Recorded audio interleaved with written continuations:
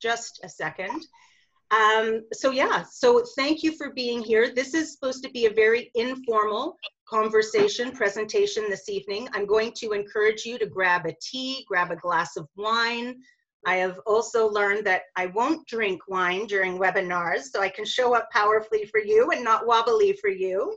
And I've also learned, for those of you that are doing webinars, a big cup of coffee really is very distracting for everybody because all you see is the bottom of my coffee cup. So we have a bottle and a straw. So thank you for being here. Thank you for inviting me into your living rooms and your offices and your decks and all these great places. And a special thank you too to all of the service providers that are out there.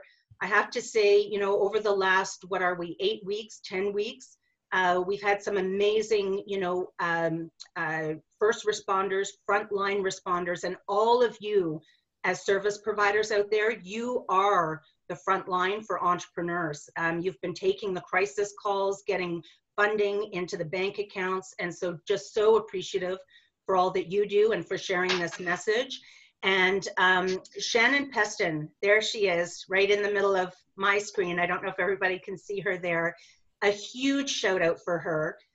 Shannon is the Director of Women's Entrepreneurship at ATB. And I have to say, if you don't know this woman, please reach out to her. I'll share with you her contact information. But I have to say, one of the foremost ambassadors and champions of us as women entrepreneurs across Canada. She is who you want in your court to go to battle for you. You're incredible. So thank you, Shannon, for all that you've done and sharing this message. And just a side note, Shannon put this out on Instagram for me. And I swear I thought a spam bot got a hold of my account because all of a sudden the followers, it was like 1, 2, 3, 4. And it was all because Shannon put out a post. It was unbelievable. I've never seen anything like it. So talk about an influencer, there she is. Also just a huge shout out to Carrie Ann again and to Heather. And I see Heather in the call here.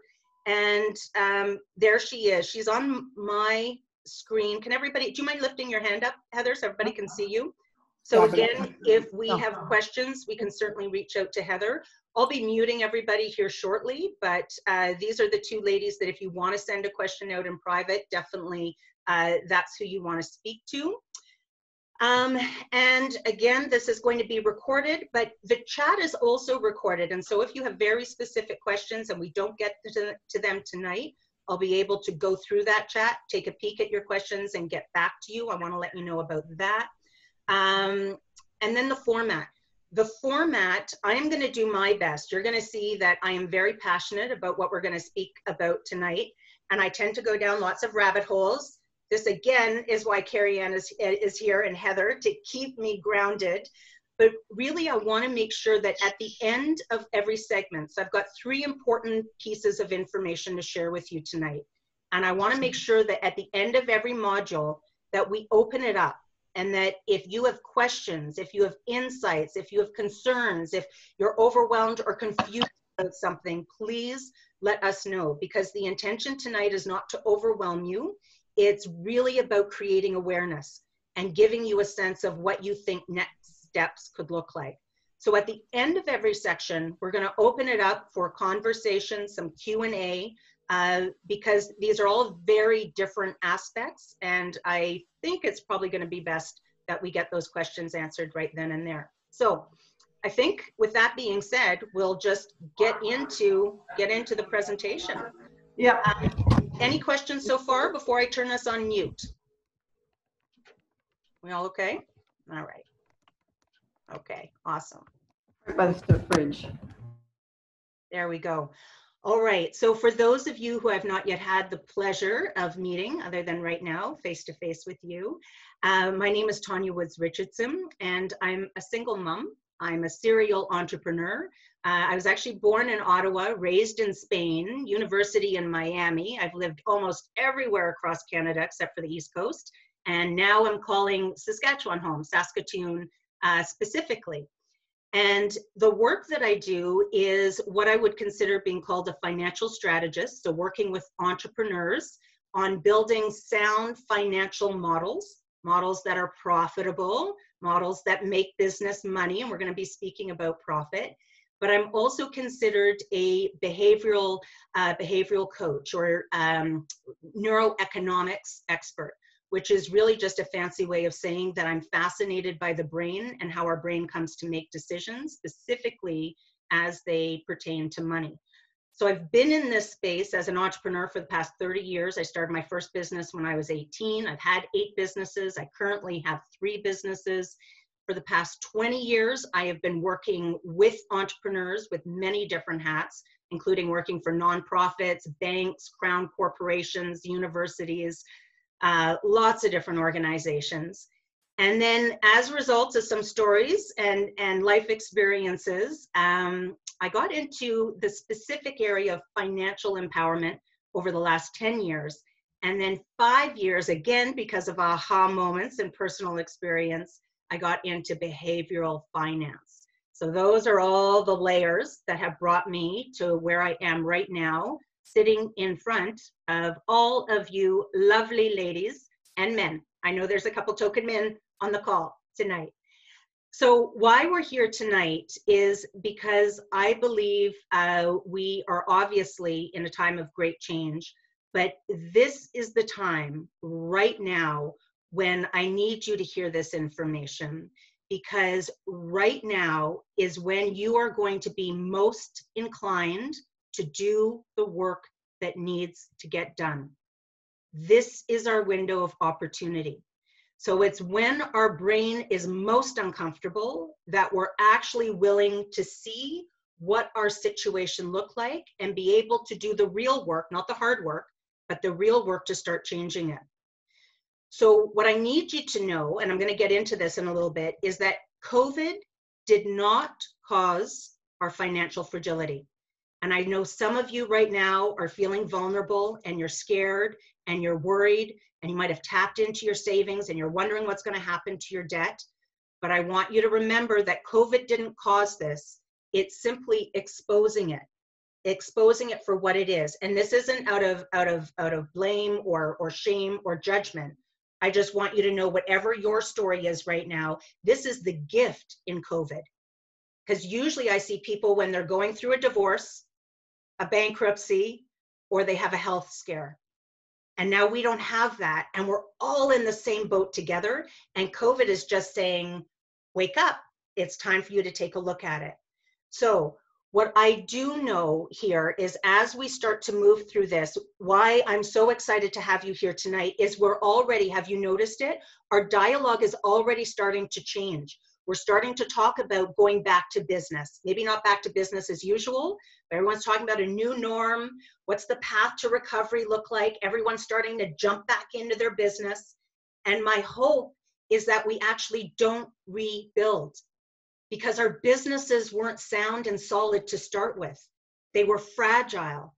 I am hoping that you will reinvent your business from the bottom up. And that's what I want to share with you tonight, is the tools to do that. So we don't just get back into what it looked like. I'm going to speak to you about what most businesses look like, and that might not be yours, but we'll get into that in a second. So it's actually very simple. What we're going to talk about tonight is to actually get to this place where we start to experience the magnificence of money, because we have a strong business, because there's security and safety there, and money for us to spend on us, and we have a salary and we're putting money aside and investing.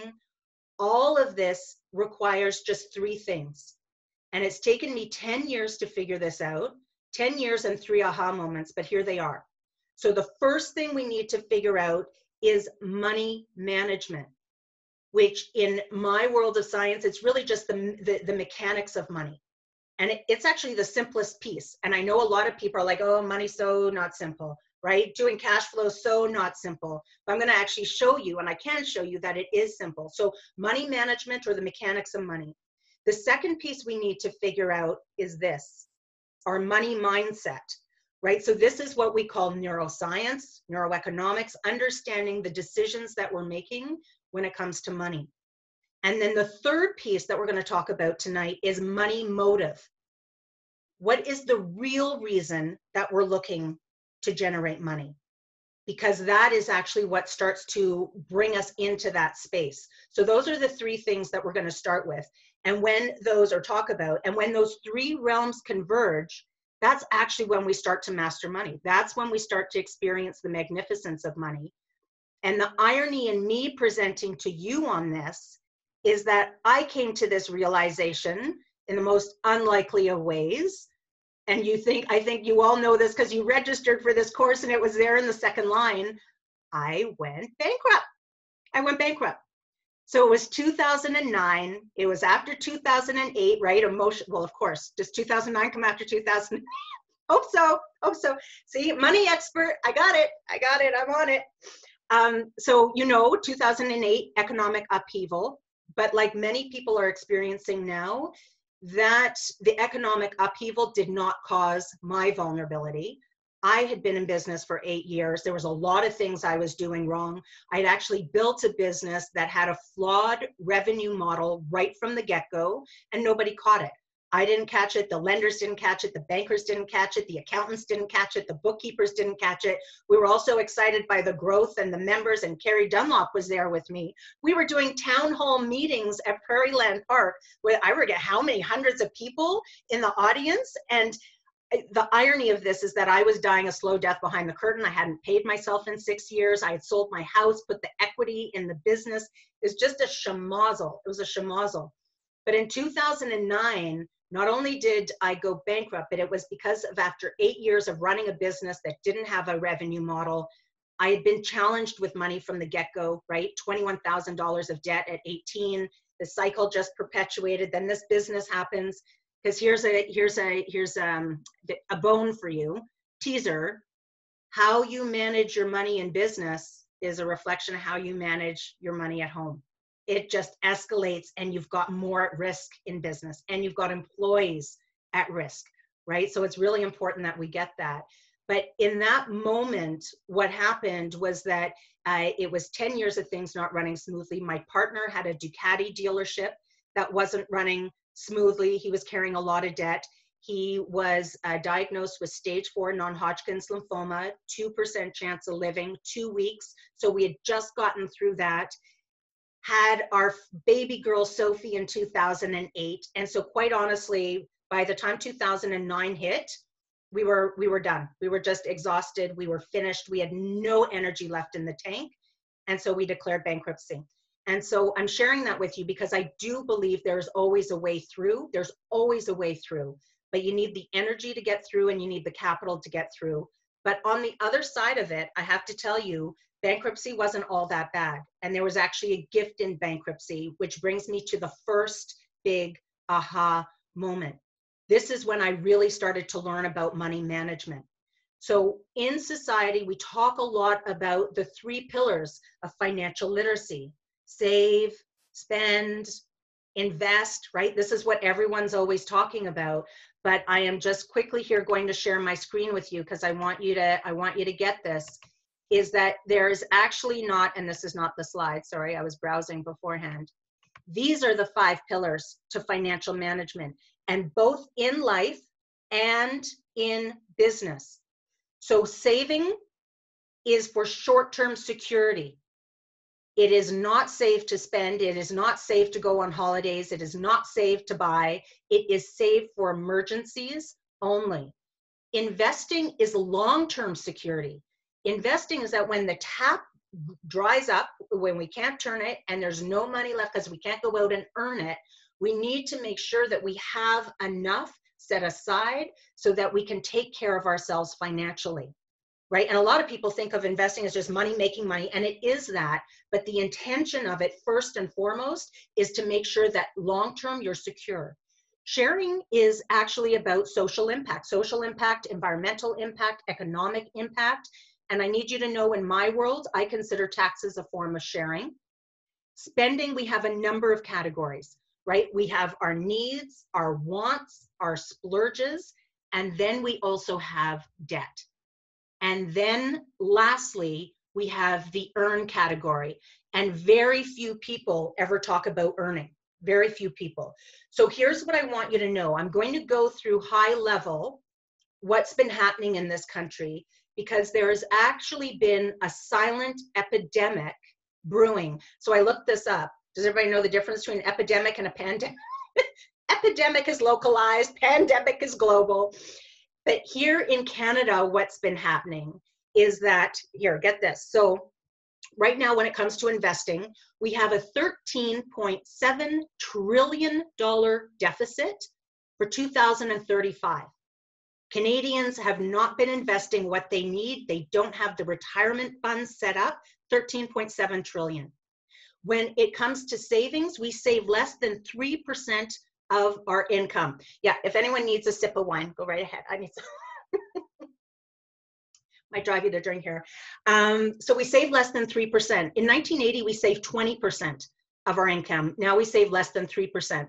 Only 2 in 10 Canadians could scrap together $1,000 of cash in the event of an emergency. This was pre-COVID, right? So we've got all of that going on. Our credit card debt, our consumer debt, sorry, excuse me, not just credit cards, $27,000 per person, not household, $27,000 per person at whatever that is, 19.9, 21.9, whatever the numbers are there for everybody, it's different. And our spending habits, we spend $1.74 for every dollar that we earn. Now, I need you to remember these numbers are for the average Canadian that typically has a bank account. And right now we're seeing anywhere from 6 to 16% of Canadians are what they call either unbanked or underbanked, meaning they don't have a bank account, or they have a bank account but they don't have access to credit.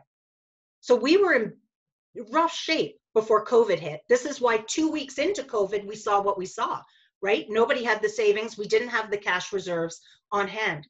So I'm sharing that with you because I know this is a topic that is cloaked in a lot of shame and a lot of secrecy, and nobody wants to come forward to say, you know what, I don't have my stuff together. I'm hurting on the back end. So I'm sharing this with you because if there are any of these pieces that resonate with you, where you've been carrying credit card debt, or you haven't been saving, or you haven't been investing, and you're feeling panicked, I want you to know that you're not alone, because that's important. A lot of people just think that they're the only ones that are going through this, and they are not. So that's why I'm sharing that with you. Now, because our business finances mirror our personal finances, here's what's happening in business. So for all the women in the group, and I've been working with you for the last 20 years, so I'm not going to call you out, but I'm going to tell you what I've been seeing. The majority of women entrepreneurs have not been paying themselves a salary, a proper salary. And I'm not talking about salary on payroll. You pay yourself less based on what the business can afford you. You're squeaking by on whatever the business can afford you. Everyone else is coming first. You're having a hard time charging what you're actually worth with price points. We sit and we wait for people to come to us with sales because we're so afraid of going out there and getting the business and owning our worth that we're hoping business is going to come in. We're hiding behind the social media pieces and waiting instead of just going out and claiming it. And under all of that, here's the real tragedy in this, is that a lot of you, the majority of you, aren't profiting in business. Now, we live in a society where there is a lot of, there's a huge stigma around profiting, right? It's greedy, it's opportunistic, it's capitalistic. We see this. I go to the Twitter feed and look at all of the negative comments about our senior care homes. And the majority of comments are usually about, oh, those pigs trying to make money. And it's amazing where people's opinions go right off the top when it comes to profit. So in my experience, over 80% of business owners are generating less than 2% profit, less than 2%. And this is not even including a salary. So if we were to include a salary for the owner, then we get into a deficit position, right? So the profit, what I need you to realize is that profit in business is your savings. It is your safety net. It is what you bring it over and it becomes your retained earnings. And this is why 4 weeks into COVID, we've got businesses that are just ready to fold because they didn't understand how to profit. or why to profit and resisted the whole idea and notion of profiting, nor were they making a salary. So again, just financial, financial mishap all over, financial vulnerability. Does that make sense for people? Is that resonating with anyone? So this is what we were seeing in business. So is it any coincidence that in our personal lives, we were struggling with short-term security and we were struggling with long-term security. And now on the business side of things, we see that we were struggling with short-term security, we were struggling with long-term security. And now we're in a rush to go back and rebuild our businesses the way they were. And I am praying to all of you, please not, let's do that. Let's reinvent our business from the bottom up. So it's actually very, very simple. In terms of how you do this, is all you have to do, actually I'm going to share a screen again, and I can share all of these slides with you so that you can see exactly what we're talking about here, is that the first thing that we have to do is we just need to get crystal clear on what we want in our savings account. So for example, if you want $5,000 at the end of the year, you break that down on a monthly basis, that's going to be roughly $420 a month that we need to start setting aside for saving. Investing, I've got lots of tools and templates for you in all of this, but I want you to decide, what is that number? What is the nest egg that you need to have by the time that you retire? And again, I've got all the templates for you, but whatever that is, minus what you already have, now we have to break that down into a monthly expense, because maybe every month you've been putting away 100 or 200, and when we actually do the math, you need to be putting away 500 or 600. Debt repayment, I love it when people get out of debt in 36 months, because when you actually see what you've been paying on interest, and I'm talking revolving debt here, I'm talking credit card debt. When you see what you've been throwing away on interest, you'll be motivated too to get that gone and out in 36 months. Spending, we look at spending from the perspective of what are our needs, what are our wants, and what is the splurges when we have an allowance. Now, it's important from a behavioral finance piece of it. A lot of people are overspending. The vast majority of Canadians are overspending, but we're overspending on things that don't even serve us. We keep trying to fill these gaps when it comes to spending, and we're actually not spending on experiences that enrich us. So that's a part of what we do here. And then, and I just had this conversation today, sharing. This is where when we figure out how much a month do we need to put into savings, into investing, towards our debt, and then our spending, then people will say, okay, so that's how much I need to be earning. But as an example, if that comes out to 10,000, that's not 10,000, that's 10,000 after taxes. So we need to add on taxes, because what I often see with entrepreneurs especially is that they forget the taxes and then they get blindsided at the end of the year with a bill from CRA.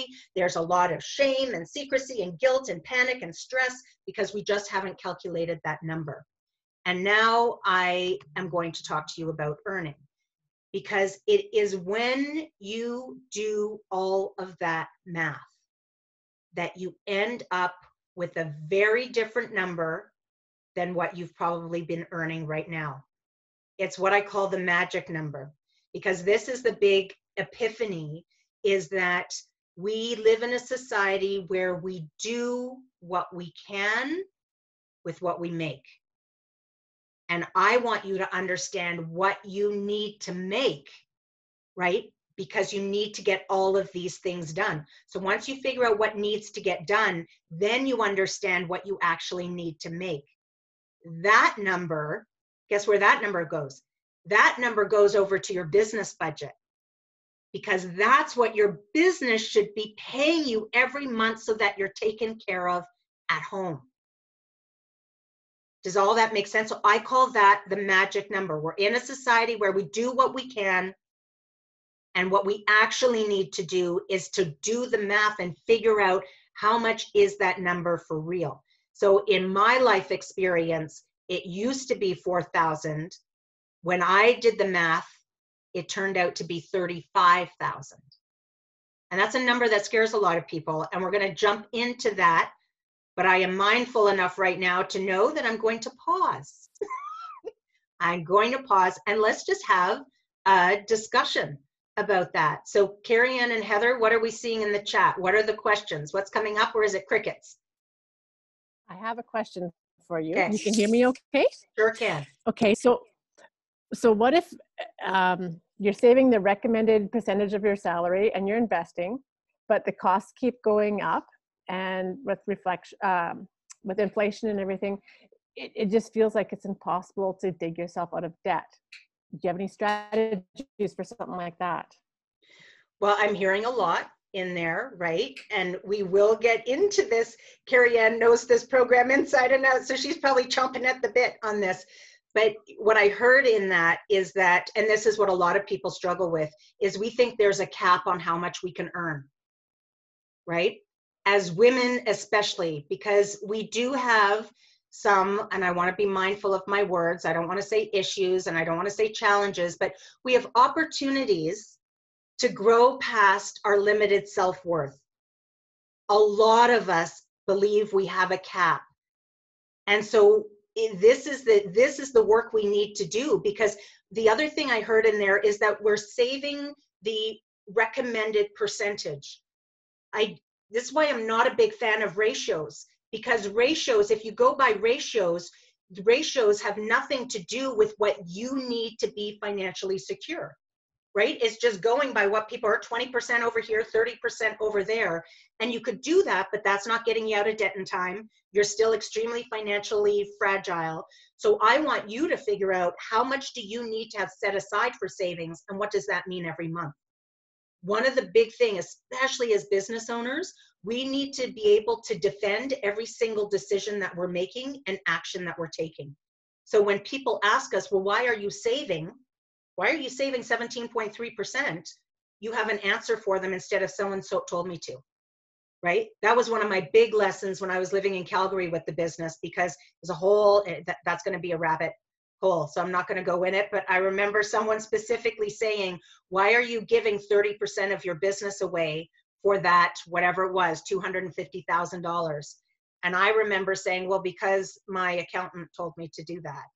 And I remember my mentor saying, always know your answers. Don't give away your power by having people tell you what to do. You know what you're doing and know why you're doing it.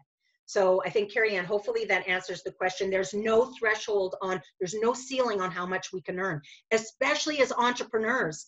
I know sometimes as employees, and I work with a lot of teachers where I get a lot of pushback on, I have a cap, there's only so much I can make.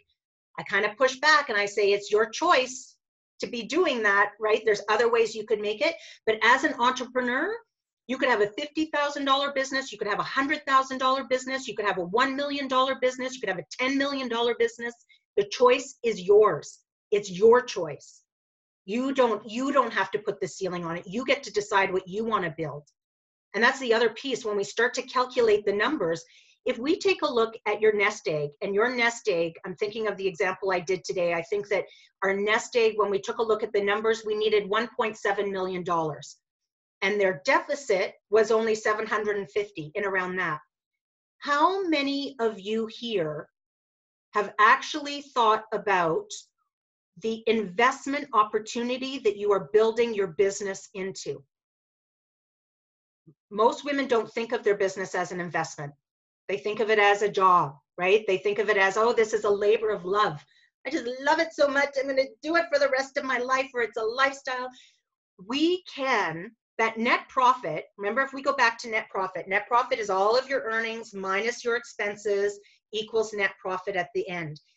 Let's just say, if we go back to that example of 2%, that 2% net profit, let's just hypothetically say you've put $100,000 into the business. This is going to be a mic drop, and my job in this is not about making you feel really great, because I'm going to talk about being uncomfortable here in a minute. But that $100,000, you could go down the street, you could go to a bank, you could put that money in an index fund very quickly, and you could make 7, 8, 9% on it for 10 minutes worth of work. And here we are in our business, slaving in it, right? Slaving's a pretty harsh word, but I know most of us are. We work really hard all the time. And meanwhile, we're saying it's okay to make 2%. And that's not a salary. So once we take a salary out, we're losing money on our investment. And for some reason, we're not doing the math and realizing that it's a lost investment for 40, 60, 80 hours of work a week. Is that hitting with anyone? Is that kind of like, are there some aha moments? Like kind of, oh, okay, I need to look at that. I hope so, because that too, we can build our business into the investment that we need as a nest egg.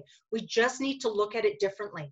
We need to take the personal piece of it out, and we need to treat it like a separate entity, which is really what an incorporation is, right? It's something outside of ourselves. Okay, other questions? See, I can go down many rabbit holes. That was one question. That was 7 minutes. Sorry. All right. Other questions? Heather, any questions there? Yeah, Parker Pellegrini wondered, why do you think it's more prevalent in women?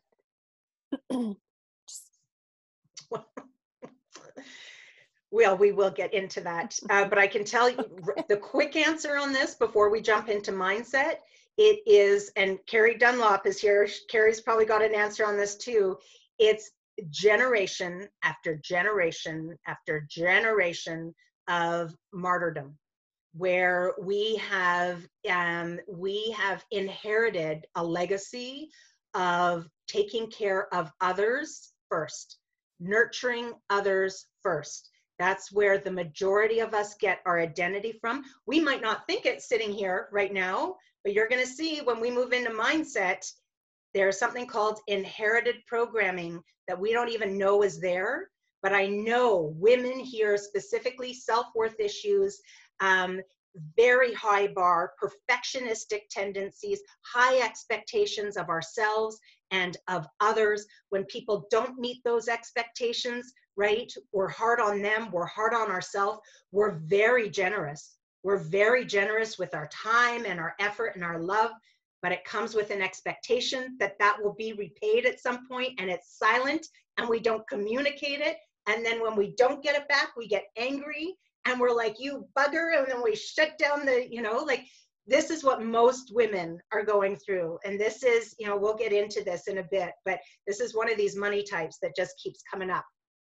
All right. Is everybody okay if we move into money mindset now to figure out how we make this magic number? All right. So thanks for sticking it out here. So money mindset. So when we left off with money management, right, now we have a magic number. And in my case, it was 35,000. And there's only 2 reasons why people aren't making this number. There's only 2. One, people haven't done the math so that they actually know what the magic number is, right? And women are great at this too. We feel underappreciated. Well, how much appreciation do you need? Well, I don't know. I don't have enough time. Well, how much time do you need? Well, I don't know. I don't have enough money. Well, how much money do you need? Well, I don't know. So you can't create it if you don't know what you're looking to create. So that's the first reason why we don't create that magic number. The second reason why we don't create it, so this was my second aha moment. This was 2014. I had gone through the bankruptcy. I had lived the pain. I had said, never again am I ever going to do this. And then 2014, I'm sitting at my kitchen island. I had just started up a nonprofit. And I'm paying all the bills, and I'm using my savings to do it, and I'm not paying myself, and I'm sitting there going, this is feeling very familiar, what am I doing? And that's when I said, I need to figure this stuff out, because I realized in this moment that this is what I was teaching my daughter. She was observing all of this and seeing it, and that gave me the motivation to change. So that was my path onto behavioral finance and neuroeconomics. So the second reason why we don't make the magic number is because 95% of the decisions that we are making, give or take a few thousand here and there, 95% of the decisions are coming from our subconscious. We are on autopilot and we don't even realize it. We think we're so smart. We think we're building a business. We think we're hiring the right person. We think we're getting married to the love of our life. But 95% of what we're doing, we don't even realize what we're doing. It is so crazy how this works. So the subconscious, if you haven't been making your magic number, it's because your subconscious doesn't care about your magic number. It's not motivated by your magic number. It couldn't give a hoot about your magic number. What it cares about is staying in a state that it is familiar with. But we also have to love it. We have to care for it. And I'm going to get into that in a moment here. So now we have to explore, so what's at the basis of our subconscious? Like, where is it getting this program? Like, how is it actually deciding what it wants to do? So just so you know, we've got, and I'm oversimplifying this, I know for sure, but we've got 3 parts of the brain. We've got what they call the prefrontal cortex or the neocortex, which is where we actually do our thinking. But so little of what we actually do actually comes from this thinking part of the brain. Then we have an emotional part of the brain where, so the thinking part of the brain, we're doing the numbers and crunching it. The emotional part of the brain feels good, doesn't feel so good. And we know a lot of people get motivated by doing what feels good, even though it might not be good for us, right? And then the third part of our brain is the primitive part of our brain. And I suspect the vast majority of you can now attest to what the primitive part of the brain feels like or what it does. Because when we went into lockdown, when we went into quarantine, this was the primitive brain that jumped out, that just started reacting, right? So we weren't, so I'm going to speak for myself here because I can't speak for all of you, but I can tell you that right away, I've got to be mindful of my language here. I was going to say idiot, and that's not very gentle language, but I was the one that ran to the bank and took all my money out thinking that there was going to be a run. So I wasn't thinking. It wasn't emotional for me. I obviously was not applying any logic to the situation. I just got in my car, went, got money, brought it home. Next day, it was cashless society. I'm like, oh my gosh, I got to bring all the money back. Got to use my debit card. So it's when we respond without even thinking. The primitive part is what wants to protect us. It's just reactionary. If our child jumps in front of a bus or a bus is going to hit it, we just go and grab the child, right? That's the primitive part of the brain. So what's actually programming the subconscious? We've got 3 different things. I'm just going to share my screen so you can see them.